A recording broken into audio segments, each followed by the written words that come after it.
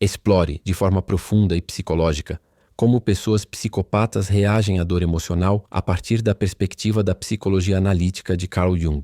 Para Jung, a dor emocional não é apenas uma reação a eventos externos, mas um fenômeno interno que nasce do contato com o self, o núcleo organizador da psique. A dor só se torna verdadeiramente humana quando atravessa o campo simbólico, quando é sentida, interpretada e integrada à consciência. Onde não há símbolo, não há elaboração. Onde não há elaboração, não há sofrimento. Apenas reação. É nesse ponto que a estrutura psíquica do psicopata se revela radicalmente diferente. Ele não reage de outra forma à dor emocional porque seja mais forte, mais frio ou mais racional, mas porque sua psique é fragmentada e desconectada.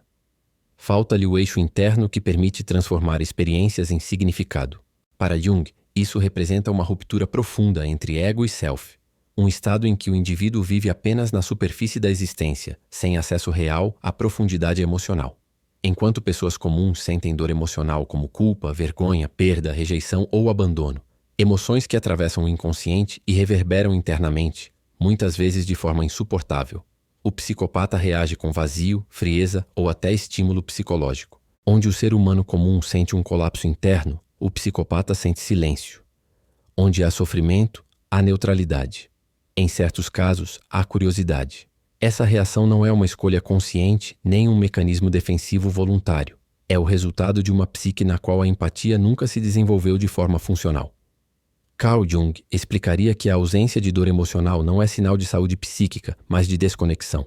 A dor emocional nasce do atrito entre consciência e inconsciente, do conflito entre valores internos, do reconhecimento simbólico da perda. Quando esse atrito não existe, o indivíduo não sofre, mas também não se transforma. O psicopata, nesse sentido, não vive plenamente a experiência humana. Ele a observa de fora. Ao aprofundar a noção junguiana de sombra, essa diferença se torna ainda mais evidente. Todos os seres humanos reprimem impulsos agressivos, desejos de dominação, fantasias cruéis ou sentimentos moralmente inaceitáveis. Esses conteúdos descem para a sombra e, quando não integrados, retornam de forma distorcida. O psicopata, porém, não reprime esses impulsos. Ele se identifica com eles. Sua sombra não está no inconsciente, ela está no centro do ego. Diante da dor emocional alheia, o psicopata não experimenta compaixão, desconforto ou culpa. Ele não sente a necessidade de se afastar ou reparar. O que surge com frequência é curiosidade fria, sensação de controle ou indiferença absoluta. A dor do outro não ativa um alarme moral, mas funciona como um sinal externo de poder.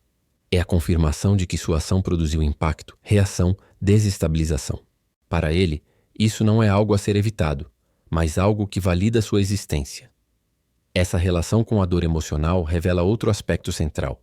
O psicopata observa o sofrimento como um fenômeno externo, quase clínico.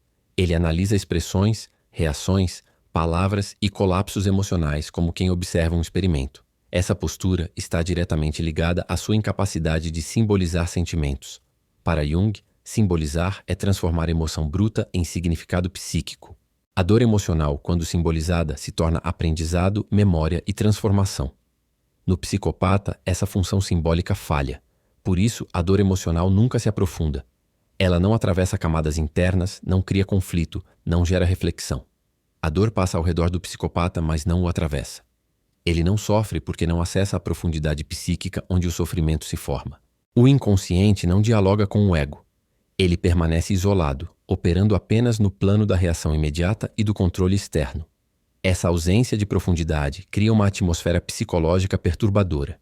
O psicopata pode estar cercado por emoções intensas, lágrimas, desespero, colapso emocional, e ainda assim permanecer intacto.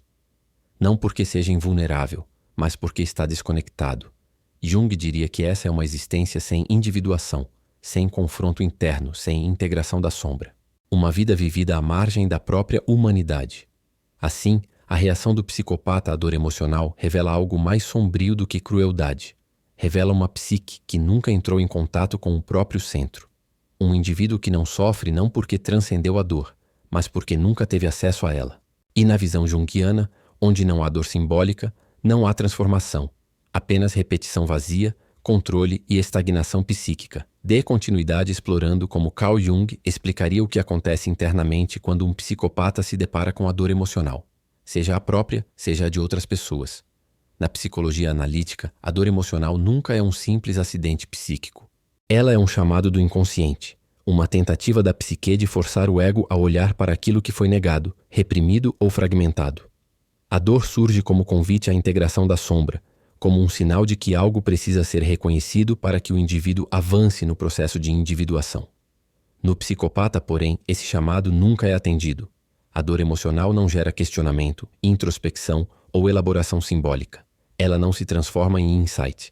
Ela provoca apenas reação imediata. Onde o ser humano comum é empurrado para dentro de si, o psicopata permanece voltado para fora. O inconsciente bate à porta, mas não encontra ninguém disposto a escutar. Aprofundando o conceito de vazio psíquico, Jung diria que todos os indivíduos experimentam, em algum nível, uma sensação de incompletude. Para a maioria, esse vazio é vivido como angústia, perda de sentido, crise existencial. Ele dói porque existe consciência da falta. No psicopata, esse vazio não é percebido como ausência, mas como espaço funcional.